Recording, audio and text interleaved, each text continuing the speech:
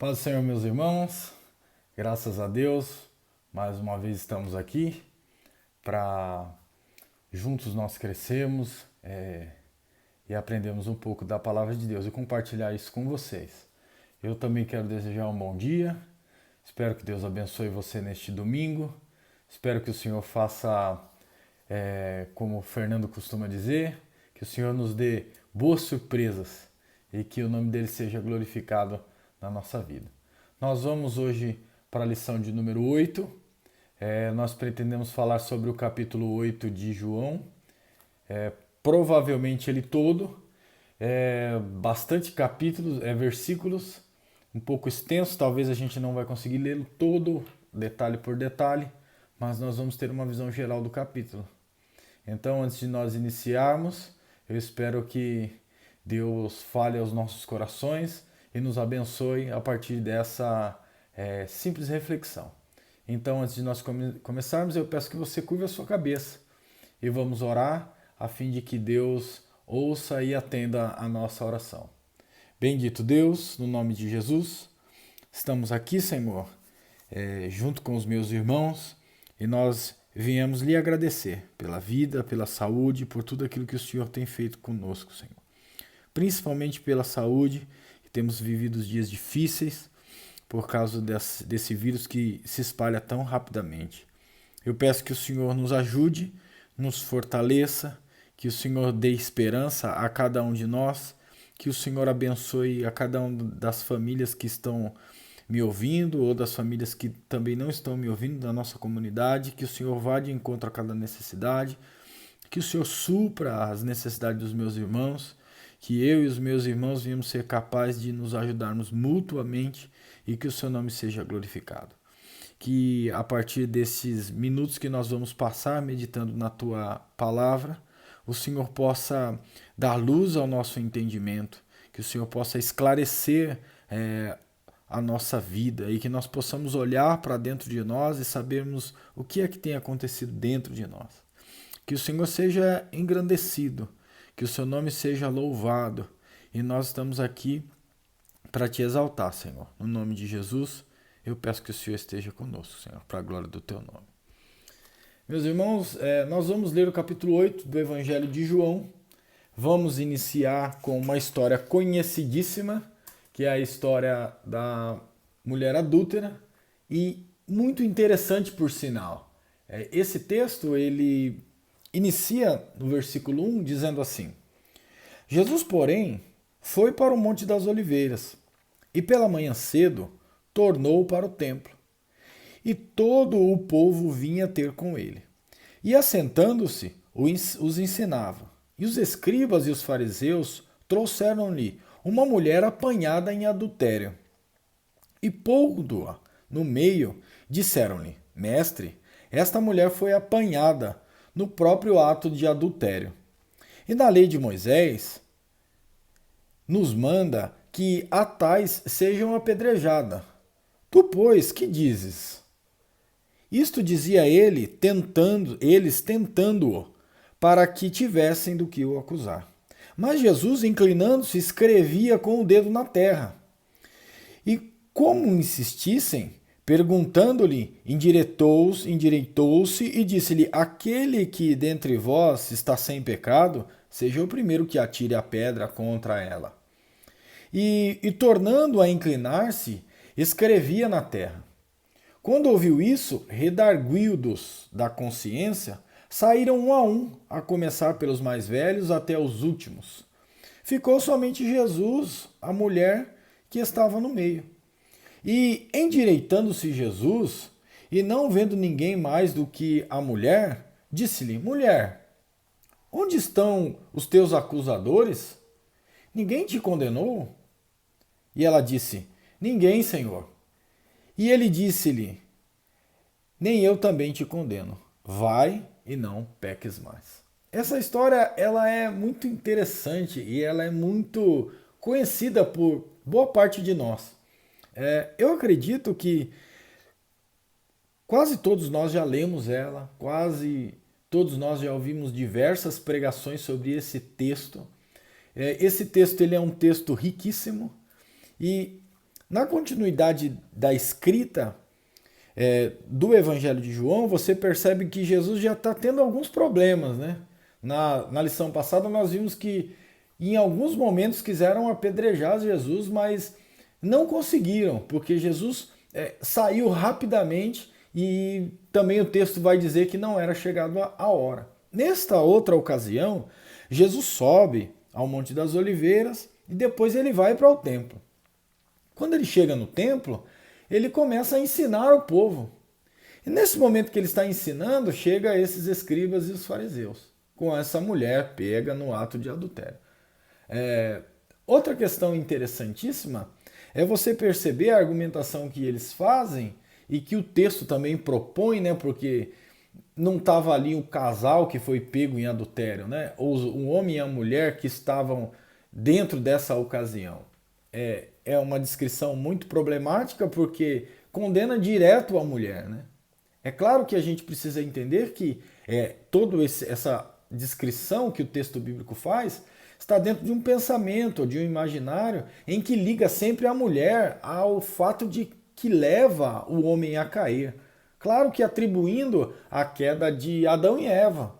Então eles sugestionam a partir do texto que o homem pode ser que só tenha caído porque essa mulher o fez adulterar, mas portanto ela foi pega no ato de adultério.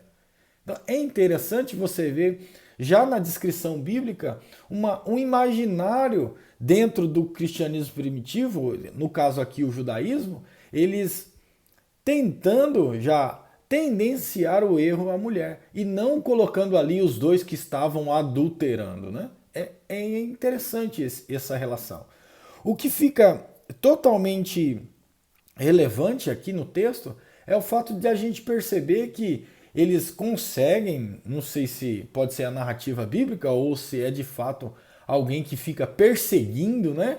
Quem está adulterando, quem não está adulterando, ou seja, olha, aquela mulher é possível que ela esteja adulterando, então vamos seguir ela, aquilo é interessante, parece que eles fazem um papel do investigador, do traído ou da mulher traída, não sei, porque esses religiosos parecia que em vez de cuidar de pessoas, eles estavam procurando pessoas que estivessem incorrendo em erros. E claro que essa ideia de percorrer atrás dessas pessoas era não para ajudá-las, mas para condená-las. E nessa ocasião eles trazem a mulher para Jesus e dizem, olha Jesus, essa mulher aqui foi pega no ato de adultério. E Jesus olha para a ocasião e Jesus não faz nada. Jesus está sentado ou se assenta e começa a escrever no chão. E Jesus não queria responder, Jesus para ele estava mais interessante ensinar do que responder esses questionamentos que provavelmente não estava nem dentro dos ensinos ali que Jesus faria naquele momento.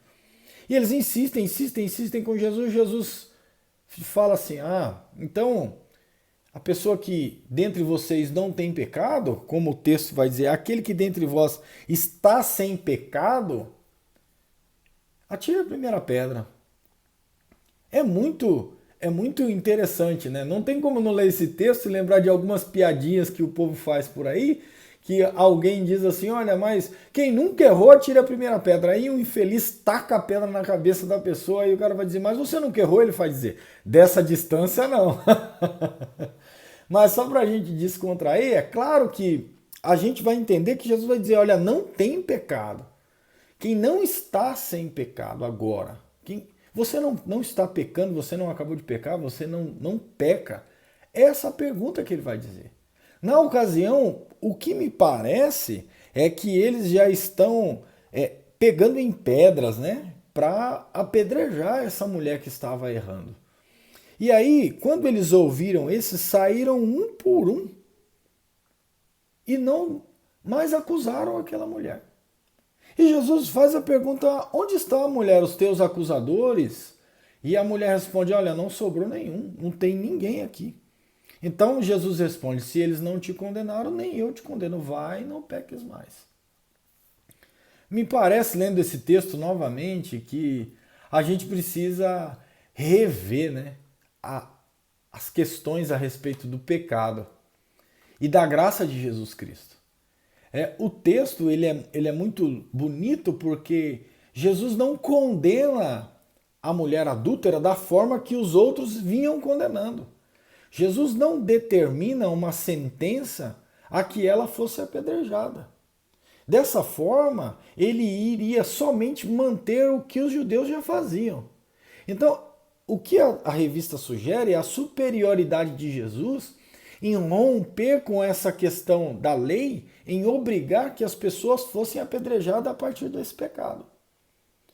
Não eximia a pessoa de forma alguma dos seus erros, ou seja, das consequências do seu ato. Então, uma coisa são as consequências dos atos que a gente faz ou comete, e outra coisa são a nossa relação com Deus. Uma coisa não necessariamente está ligada à outra. O que eu fiz de errado gera consequências, porém, Deus me perdoou do meu pecado. Só que a grande questão é que, como nós estamos vendo no texto, a questão comunitária judaica aqui, ela já tinha uma pretensão de olhar para a pessoa adúltera e já julgar e já sentenciar. Então, por isso que eu disse que precisamos rever a questão de perdão e de graça de Jesus. Por quê? Porque nós também somos aqueles que julgam e ainda sentenciam as pessoas que cometem qualquer tipo de problemas como esse. Nós, porventura, seríamos capazes de se relacionar com um líder de uma comunidade nossa que nós tivéssemos certeza que ele teria cometido o adultério? Será que você seria capaz de ir para um discipulado dirigido por uma pessoa que você e eu sabia que ele tinha adulterado alguns meses atrás? Ou ano passado, não sei.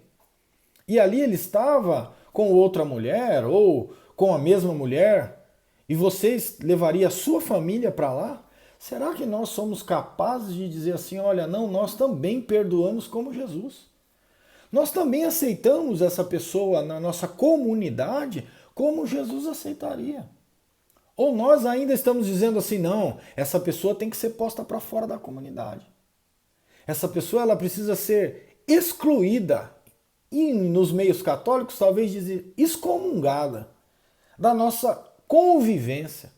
Então, qual seria a nossa relação diante desse fato de que Jesus não condenou a mulher? Jesus, pelo contrário, Jesus perdoou a mulher, não acusou ela, não condenou ela, e nós estamos como esses religiosos, caçando a caça de homens pecadores e mulheres pecadoras, a fim de apontá-los o defeito, a fim de dizer, olha, eu acho que eles precisam ser condenados, ser mortos nesse caso, ou seja, ter um rompimento de relações de uma forma tão drástica que a gente não possa religar mais. Eu acredito que nós precisamos rever graça e perdão. Somos nós esses que estão preocupados com o pecado alheio e não preocupados com o nosso? Porque quando Jesus está diante dessa ocasião, o que Jesus faz? Jesus simplesmente vira para eles e diz assim, o mesmo que ele diz lá em Mateus 7, você precisa se preocupar, não se preocupar com o cisco que está no olho do seu irmão, em vez de, mas se preocupar com a trave que está nos seus olhos. Ou seja, o que ele está dizendo? Você não deveria julgar o outro, você deveria olhar para si mesmo. É o que ele diz no texto, ele está dizendo assim, olha, quem não tem pecado, atire a primeira pedra. Ele está dizendo, se você aí, olhando para si mesmo, se vê nessa condição de dizer, olha, eu não tenho pecado. Ou seja, você é capaz de olhar para si antes de olhar para o outro, você nunca, e nem eu, jamais seríamos capazes de condenar. Você pode dizer assim, olha, eu não cometo adultério, eu não cometi adultério, mas a gente pode ir para Mateus e dizer, quando você olhar para uma pessoa e já intentar ela no seu pensamento, Jesus vai dizer, você já adulterou. Então, a gente começa a perceber que o nível de problemas, talvez, ou de exigências da graça em relação à lei, ele sobe. Ele só não condena como a lei condenava. Na verdade, o que Jesus propõe é que a gente perdoe e não condene, mas que a gente se preocupe em ser transformado o nosso interior, a fim de que o nosso interior não seja um lugar onde se esconde o seu próprio pecado, a fim de que a gente faça com que o pecado do outro sobreponha, para que a gente tenha essa aparente santidade. Então as pessoas sempre, do modo geral, vão entender a Bíblia ou a comunidade cristã como um lugar de pessoas perfeitas, que não são mais pecadores, que não erram mais, que não adulteram, que não traem, que não... Mas esse é o nosso problema. A gente também, na maioria das vezes, não sabe lidar com esse tipo de coisa. As pessoas querem que nós sejamos perfeitos, e aí quando alguém da nossa comunidade tem algum desse tipo de problema, ele é expurgado, porque a gente também não sabe lidar com isso. Na verdade, a gente não sabe lidar com o perdão. E eu particularmente acho que um dos maiores milagres que Jesus é capaz de fazer com o homem é perdoar. E eu acho que um dos maiores milagres que o homem faz, que Deus faz no homem, é a capacidade de você perdoar alguém. Porque quando nós somos de fato traídos, a gente tem um amargo na alma que às vezes nós somos incapazes de tirá-lo, porque ele só tira através do perdão. E às vezes a gente que está carregando o defunto, a pessoa que nos ofendeu, que nos traiu, nem se lembra talvez do que fez, já, igual o povo fala, é bola para frente, vamos para cima, vamos seguir a vida. E você está lá amarrado numa coisa que aconteceu há tanto tempo atrás. Então precisamos saber lidar com o perdão. Precisamos saber lidar, em perdoar as outras pessoas. E a grande questão aqui é que os exemplos que eu citei são exemplos de relacionamento que às vezes nós estamos propensos a viver, ou talvez já vivemos, de um amigo, de uma mulher, de um marido, de um irmão, não sei, de um pai, de uma mãe, mas o que o texto sugere é que o pecado que essa mulher cometeu não ofendeu nenhuma dessas pessoas que estão à volta. Eles não foram traídos por ela. Era uma acusação e uma condenação do pecado alheio. Claro, se a gente olhar numa questão comunitária, tudo bem. Mas se a gente olhar numa questão individual ou de um relacionamento familiar, ela não tem nada a ver com nenhum desses homens. Então, a pergunta é, de fato, essa. Como é que nós estamos lidando com o pecado dos outros? O texto está dizendo isso. E Jesus está dizendo, não é para lidar com o pecado dos outros. Quem vai lidar com o pecado dos outros são as pessoas que devem cuidar das outras pessoas. Eu e você não temos que lidar com o pecado dos outros. Na verdade, a gente não deveria ter nada a ver com isso. Se não é para pastorear, se não é para ajudar, se não é para edificar, consolar, não faça nada. Sai daí. Eu também devo sair dali. E deixar que no mínimo que eu posso fazer é orar para que Deus tenha misericórdia dessas pessoas. Então, é o conselho que o texto dá. Ninguém te condenou, eu também não te condeno. Então, é fato que nós precisamos, de um modo geral, aprender a lidar com o pecado dos outros, com o nosso próprio pecado e saber de fato que Jesus não tem interesse em condenar ninguém. Pelo contrário, ele veio para os doentes e não para os sãos. E somos nós esses que carecemos da graça de Jesus. O texto segue e agora Jesus vai falar sobre que ele é a luz do mundo. É muito interessante essa parte também. No verso 12 ele diz assim, falou-lhes, pois, Jesus outra vez, dizendo, eu sou a luz do mundo. Quem me segue não andará em trevas, mas terá luz da vida. Disseram-lhe, pois, os fariseus, tu testifica de ti mesmo? O teu testemunho não é verdadeiro. Respondeu Jesus e disse-lhes, ainda que eu testifico de mim mesmo, o meu testemunho é verdadeiro, porque sei de onde vim e para onde vou, mas vós não sabeis de onde venho e nem para onde vou. Vós julgais segundo a carne. Eu a ninguém julgo. E na verdade julgo o meu juízo é verdadeiro, porque não sou eu só, mas eu e o Pai que me enviou. E na vossa lei está também escrito que o testemunho de dois homens é verdadeiro. Eu sou o que testifico de mim mesmo. e de mim também testifica também meu Pai, que me enviou. Disseram-lhe, pois, onde está o teu Pai? Respondeu-lhes, não me conheceis a mim e nem a meu Pai. Se vós me conhecesseis a mim, também conhecerias meu Pai. Nessa simples leitura, a gente consegue perceber que o Evangelho de João ele faz essas diferenças entre luz e treva. É um dualismo em colocar a definição em que os filhos de Deus são esses filhos que se aproximam da luz, os que recebem Jesus, e os filhos das trevas são esses que se afastam da luz. Então, como o de lá de cima, nós somos de cima, mas vocês são de baixo, vocês são terrenos. Entre essas comparações, elas são didáticas, elas não são definições teológicas, né? Elas estão aqui para que a gente entenda que o que Jesus veio é esclarecer, é abrir entendimento. Como ele diz, olha, eu sou a luz do mundo e quem me segue não anda em trevas. É fato você poder perceber isso porque ele começa esclarecendo as coisas. Olha, ela pecou, porém, eu preciso esclarecer uma coisa para vocês que parece que está escura. Não é porque vocês são religiosos que vocês não têm pecado.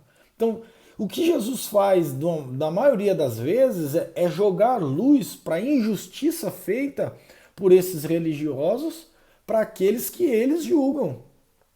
O que ele faz é lançar luz para dizer, olha, vocês precisam ter mais misericórdia dessas pessoas que vocês dizem que são tão pecadores e esquecem do seu próprio pecado. Então, não ande em trevas, entendendo que só há pecado nos outros. Entenda e que a partir da luz de Cristo a gente perceba que nós todos temos problemas e erros. Mas, a partir da luz de Cristo, nós vamos enxergando aonde estão os nossos próprios problemas, para que a gente possa, ao longo do tempo da caminhada cristã, ir sendo edificado, recebendo perdão, sendo perdoado e perdoando as pessoas, a fim de que a justiça de Deus seja percebida nas nossas relações. Ele vai dizer aqui também, e há essa relação entre quem testifica de si mesmo não é verdadeiro, porque a gente vai lembrar do capítulo anterior que Jesus vai dizer que quem de si mesmo testifica busca a sua própria glória. Ele está dizendo que eu não busco a minha própria glória. E aqui ele continua dizendo que mesmo que ele testificasse dele mesmo seria verdadeiro, mas há alguém que testifica junto com ele. Esse que o enviou. Mas eu quero ressaltar o versículo 15 que ele diz assim, vós julgais segundo a carne, eu a ninguém julgo. O que é muito interessante é que Jesus vai fazer uma relação aqui que demonstra que não tem aquele dualismo que Paulo está dizendo. Porque há pessoas carnais e pessoas espirituais, ou seja, há um julgamento carnal e um julgamento espiritual. Não, ele está dizendo assim, olha, vocês estão julgando segundo a carne, mas eu não julgo ninguém. Ou seja, não há uma medida correta e adequada para que se julgue alguém. Há um não julgar e um julgar. É fato que ele está dizendo, eu a ninguém julgo. Então, fica nítido e fica claro a lógica de que Jesus está dizendo assim, olha, nós não devemos julgar ninguém. Vocês estão me julgando quando ele está dizendo que testifica que ele é a luz e que testifica de Deus, porque Deus é o que que me enviou. Eles estão julgando Jesus e Jesus está dizendo, olha, vocês estão julgando aí segundo a carne, vocês não estão entendendo nada. Mas eu não estou julgando ninguém. Veja a relação totalmente diferente. Veja o fato que Jesus está deixando muito claro. O texto segue. Essas palavras, o verso 20, essas palavras de Jesus no lugar do tesouro, ensinando no templo. E ninguém prendeu Jesus. Mais uma vez, o povo estava doido para prender Jesus e Jesus não era preso, porque mais uma vez, ainda não era chegada a sua hora, ainda Jesus não era a hora dele ser preso. E disse depois Jesus outra vez, eu retiro-me e buscar-me-eis, e morrereis no vosso pecado. Para onde eu vou, não podereis vós ir. Mais uma vez, e diziam, pois, os judeus, porventura, ele vai tentar se matar? Ele está dizendo, não, de forma alguma. Vós sois de baixo, olha lá, mais uma vez um tipo de dualismo joanino. Vós sois de baixo e eu sou de cima. Vós sois deste mundo e eu não sou deste mundo. Por isso vos disse que morrereis em vossos pecados, porque se não credes que eu sou, morrereis em vossos pecados. Por quê? Porque se não há a iluminação a partir da luz que é Jesus Cristo, ninguém vai entender o pecado que está cometendo. Ninguém vai ser esclarecido o seu próprio entendimento a fim de que a pessoa compreenda os erros que cometem. Porque nós ainda temos dentro de nós uma religiosidade herdada que tem muito mais a ver com uma ideia demoníaca do que uma ideia da graça de Jesus Cristo. A gente tem muito mais coisas que nós trazemos, sei lá, do fato de que talvez você já serviu o exército alguma vez, de fato que talvez você tenha uma criação muito rígida. A gente acha que isso é totalmente inadmissível. Alguém cometer algum pecado, algum erro e passar batido. A gente determina na nossa mente que não pode ser assim. Ele não deve ser dessa forma. Ele deve ser punido. Então, a gente não entende a graça de Deus do modo geral. E se não é a luz de Deus, a luz de Cristo para iluminar o nosso entendimento, a gente fica preso nessa escuridão. E a gente não consegue perdoar, não consegue entender o que é a graça divina, e a gente vive por anos e anos dentro da igreja condenando pessoas. Não exercendo a graça de Deus, não de forma alguma juntando, pelo contrário, espalhando. E às vezes a gente entra nesses discursos de ódio dos nossos dias. E às vezes a gente fala coisas que um cristão não deveria falar. Então, eu penso que Deus, em nome de Jesus, precisa nos ajudar nesses últimos dias, a fim de que a graça dele seja abundante nas nossas falas, a fim de que o nosso comportamento presencial, e talvez hoje muito mais um comportamento virtual em textos, em palavras, em reproduzir ou compartilhar conteúdos da internet, a gente precisa também aí demonstrar a graça de Jesus, em vez de nós ainda termos discursos de ódio. Então Deus precisa ser enaltecido, engrandecido e glorificado nas nossas vidas também nesses momentos. Eu quero dar um salto porque o tempo está curto. Desculpem. Vamos para o verso 30, que Jesus vai dizer assim, dizendo ele estas coisas, muitos creram nele. E Jesus dizia, pois, aos judeus que criam nele, se vós permanecerdes nas minhas palavras, verdadeiramente sereis meus discípulos. E conhecereis a verdade, e a verdade vos libertará. Esse é o texto 32 que todo mundo aprendeu a recitar desde criança. Responderam-lhe o 36, somos descendentes de Abraão e nunca servimos a ninguém. Como dizes tu, sereis livres? Respondeu-lhe Jesus, em verdade vos digo, que todo aquele que comete pecado é servo do pecado. Ora, o servo do pecado, o servo não fica para sempre em casa. O filho fica para sempre. Se, pois, o filho vos libertar, verdadeiramente sereis livres. Bem sei que somos da descendência de Abraão, que sois da descendência de Abraão. Contudo, procurais matar-me, porque a minha palavra não entra em vós. Eu falo do que vim junto do meu Pai, e vós fazeis o que também viste junto de vosso Pai. Perceba que após Jesus dar essa introdução muito interessante sobre a relação de ser servo do pecado, Jesus está dizendo, olha, se quem conhecerem a verdade, ou seja, se a verdade permanecer em vocês, verdadeiramente vocês vão ser livres. Se o Filho vos libertar, verdadeiramente sereis livres. E eles começam com uma relação dizendo, olha, não, nós somos filhos de Abraão. E nós não sabemos o que é servir outra pessoa. Como é que você está dizendo isso? Então, parece, de um modo geral, que tudo aquilo que Jesus começa a falar, eles entendem sempre de outra forma. Eles entendem sempre de outro jeito. Me parece que essa relação em que eles estão sempre falando fica muito fora daquilo que Jesus está tentando ensinar. Mas Jesus continua, porque Jesus quer que a luz entre dentro deles. Por mais que são esses religiosos, Jesus está contra-argumentando. E Jesus está dizendo assim, olha, bem sei que vocês são da descendência de Abraão. Contudo, vocês procuram me matar. Mais uma vez, ele está lembrando, já que vocês estão dizendo aí que é de Abraão, seguem a lei de Moisés, vocês estão tentando me matar, a lei está dizendo para não matar. E aí fica de novo, como no capítulo passado, da onde vocês estão vindo, vocês são filho, você é filho de quem? E aqui, agora, a conversa fica a respeito da filiação. Então, eu vi aquilo que estava junto do meu pai. O que eu vi a partir do momento que eu estava junto com meu pai é o que eu estou falando para vocês. E vocês estão falando o que vocês viram do pai de vocês.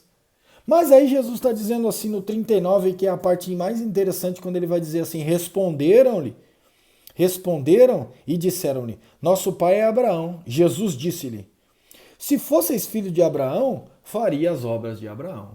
Aqui fica, lindo a lógica, quando a gente conhece as pessoas e conhece os filhos das pessoas e sempre alguém vai dizer assim, olha, aquele dali só podia ser o filho do Renato mesmo. Aquele dali só podia ser a filha da Suelen mesmo. Porque as pessoas identificam nessas pessoas características que tem no seu próprio pai. No pai que elas já conhecem. Então ela olha para o pai e fala, olha, o pai tem esse e esse comportamento. Brincalhão, bagunceiro, risonho, feliz, quieto, não sei, é extrovertido, introvertido, qualidades de caráter, não sei. Qualquer uma dessas qualidades ele identifica no filho e diz, olha, aquele ali é o filho de fulano. Mas Jesus está dizendo a mesma coisa. Só que o que Jesus está dizendo aqui é que eles não são filhos de Abraão. Por quê? Porque não se percebe nesse povo características, ou seja, um padrão que tinha em Abraão que eles absorveram. Ou seja, a identificação de que nós somos filhos de alguém está a partir da nossa conduta, daquilo que aprendemos com os nossos pais. Então, quando Jesus está dizendo isso, Jesus está dizendo assim, vocês fazem as obras que vocês aprenderam com o pai de vocês. E lá no 44 ele vai dizer, vós tendes por pai o diabo, e quereis satisfazer os desejos de vosso pai. Ele foi homicida desde o princípio, e não se firmou na verdade, porque não há verdade nele. Quando ele profere mentira, fala do que ele é próprio. Perceba como Jesus está dizendo, olha, na verdade, vocês estão dizendo que são filhos de Abraão, vocês estão dizendo que são da descendência de Abraão, mas na verdade o pai de vocês é o diabo. Palavra muito forte, né? É claro que Jesus não está se referindo à multidão do modo geral. Ou Jesus está se referindo àqueles que são os religiosos, fariseus, escribas, essas pessoas que estão perseguindo Jesus e que perverteram ou subverteram a religiosidade. Transformaram aquilo que Deus ou Jesus deu para eles em uma coisa totalmente errada. Então Jesus está tentando mostrar para eles que está errado, eles estão o tempo inteiro criando mentiras e criando coisas que não lhe é própria. E aqui está aquilo que é nítido. Ele está dizendo, olha, o diabo quando mente fala do que lhe é próprio, ou seja, aquilo que está dentro de si. O que a gente faz que identifica qual é a nossa filiação é aquilo que a gente faz quando nos é próprio, aquilo que faz parte do nosso caráter. Não é aquilo que a gente manipula. Não, olha, eu preciso agora, vou ter uma reunião, eu preciso ser uma pessoa quieta, falar pausadamente, não ter nenhum comportamento descontrolado e pensar em tudo que eu vou falar e pensar em tudo que eu vou dizer. Não, não é isso. É aquilo que a gente faz naturalmente. Quando a gente reage, quando a gente pratica aquilo, quando a gente ama alguém, quando a gente perdoa, de forma espontânea, que está em nós aquilo. Quando alguém vai dizer assim, não, mas aquela pessoa é tão amável, tão generosa, é tão bom estar com ele, você vai dizer, não, mas aquilo dali é dele, sabe? Aquele é o jeito dele, aquilo faz parte dele, sempre fez parte dele. Isso é muito interessante. Então, fica muito nítido e fica claro a pergunta, que é de forma alguma que eu vou dizer se alguém é filho de Deus ou filho do diabo, mas as características que o texto está dizendo é essa. Aquele que mente é filho do diabo. E aquele que fala da mentira como lhe é próprio, ele é filho do diabo. Por quê? Porque absorveu a mentira como algo tão próprio do seu caráter que ele não consegue falar a verdade. Ele mente por coisas pequenas. Ele mente por coisas insignificantes que não vão mudar nada na vida deles. Então, eu preciso olhar e dizer assim, pode ser que estão mentindo para mim e eu não saiba, não é? Pode ser que estão dando para nós um caminho da graça que não tem nada de graça, que é um caminho pautado por uma religiosidade que está obscurecendo a luz de Jesus Cristo. E que não é a graça de Jesus, e que não é a luz do mundo, e que não é nada que transforme a nossa vida. Não é a verdade que liberta. Estão colocando, às vezes, uma mentira sobre a verdade, com aparência de verdade, mas que na verdade é mentira. Então o que a gente precisa entender? A gente precisa entender que o Senhor Jesus é o único capaz de nos dar luz ao nosso entendimento, de que a gente conheça a verdade, a fim de que a mentira não possa mais nos dominar. E que a gente viva dias em que a verdade tome conta das nossas vidas e seja aquilo que nos é próprio. Se for a verdade do Evangelho, seja ela a verdade em que a gente comunique boas novas do Evangelho para as pessoas, como os meninos fizeram na quinta-feira. A GY estava ali representando ou comunicando boas novas. E aqui a gente precisa entender que essas boas novas precisam ser aquilo que faz parte do nosso caráter, ser aquilo que muda as nossas vidas. E não um falseamento da verdade, uma vida de hipocrisia. É isso que Jesus está condenando. Jesus está dizendo, olha, nós precisamos ter uma vida íntegra, nós precisamos ser transformados por essa luz do mundo, e nós precisamos viver dias em que a graça de Deus seja aquilo que está impregnado no nosso caráter. Seja aquilo que a gente dissemine, que ao abrir da nossa boca a gente comunique verdade, não verdades absolutas, porque nós temos talvez algo muito superficial daquilo que de fato é a verdade. É claro que não estamos falando da questão de Cristo, mas estou falando sobre a hermenêutica do texto bíblico segundo as nossas percepções. Estou falando disso que às vezes a gente tem incerteza, porque aquele que tem dúvida, aquele que não é certo, não tem tantas verdades absolutas, ele fala com mais cuidado. Olha, eu acho que pode ser desse jeito. Mas aquele que tem as coisas com uma verdade tão absoluta, ele faz mal às pessoas em nome da verdade. Quantas cruzadas foram feitas em nome da verdade? As pessoas foram jogadas para fora da igreja em nome da verdade, porque tinham que ser punidas. Então, onde ficou a graça de Jesus Cristo?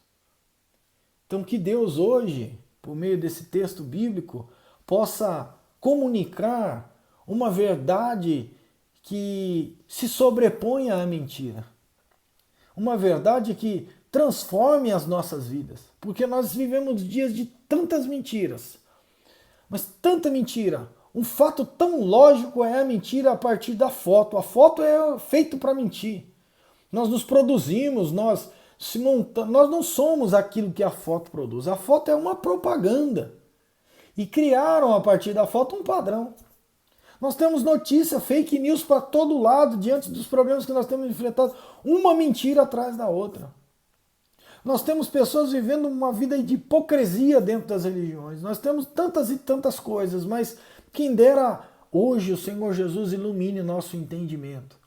E todos nós venhamos entender se há porventura uma partícula de mentira dentro das nossas vidas, das nossas famílias, que o Senhor Jesus venha expurgar essa mentira, que a luz do Espírito Santo clareie os nossos lares, clareie o nosso entendimento, clareie a nossa comunidade e a gente venha ser cheio de esclarecimento, de verdade vinda do Pai, uma verdade graciosa que não pune, mas que mostra o que nós precisamos ser melhores como Cristo. Esse é o desejo do meu coração. Que em nome de Jesus, o Senhor Jesus, faça com que eu e você sejam melhor. faça com que eu e você, nessa rápida reflexão, possa entender que o Senhor Jesus venha clarear o nosso entendimento, venha fazer com que a gente perdoe as pessoas, venha fazer com que a gente olhe para o nosso interior e que, claro, manifeste as obras do nosso Pai que está no céu. Eu quero agradecer a você que me assistiu, que Deus abençoe você, que Deus abençoe a sua família, que Deus possa estar com cada um de nós. E para encerrar, eu quero fazer mais uma oração. Querido Deus, no nome de Jesus, eu quero lhe agradecer, Senhor, por todos os irmãos que me assistiram, da nossa comunidade ou não. Que a graça de Jesus vá ao encontro dessas pessoas. Que a graça de Jesus transborde os nossos corações. Que o conhecimento de Cristo possa de fato nos libertar. Que nós não venhamos ser servos do pecado. Que a mentira não venha dominar as nossas bocas, os nossos lares. Que Jesus possa ser esse que venha iluminar o nosso entendimento e nós venhamos ter nossas vidas transformadas pela luz que é Cristo. Que Jesus seja o centro e a luz que alumia todas as nossas vidas, Senhor. Eu peço que o Senhor possa encher-nos com a tua graça e que nós venhamos ser esses que vivem a vida cheia de Jesus Cristo, Pai.